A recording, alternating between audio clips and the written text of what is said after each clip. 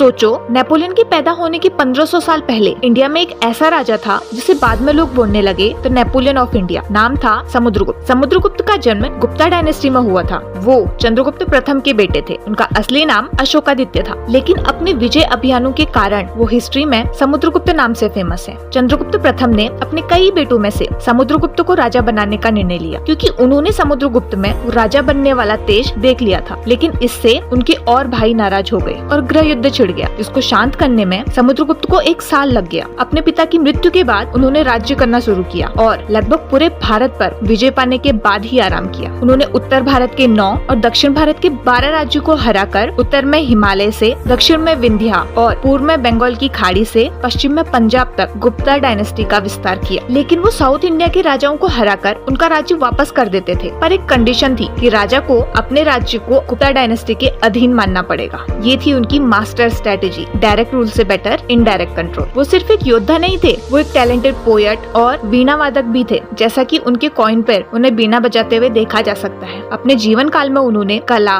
संस्कृति और आर्थिक विकास के लिए जो किया, उसे भारत के गोल्डन एज की शुरुआत माना जाता है। पर एक सवाल है, नेपोलियन जो समुद्रगुप्त के बाद पैदा हुआ, उससे समुद्रगुप्त का कंपैरिजन क्यों? 1905 में वी.ए. स्मिथ ने समुद्रगुप्त के विजय अभियानों को देख के उनको नेपोलियन बोनापार्ट की तरह कंपेयर किया और उनको नेपोलियन ऑफ इंडिया कहा। पर एक बात और, समुद्रगुप्त अपने जीवन में कोई भी युद्ध नहीं हारे, पर नेपोलियन अपनी लास्ट वॉर वाटरलू हार गया था। समुद्रगुप्त एक शक्तिशाली साम्राज्य की स्थापना करके एक राजा के रूप में इस दुनिया से गए और नेपोलियन को 2 बार पद त्यागने पर विवश होना पड़ा और एंड में जेल में कैदी के रूप में उनकी मृत्यु हुई। तो क्या फिर हमें नहीं कहना चाहिए Napoleon was the Samudragupta of Europe? Comment करो।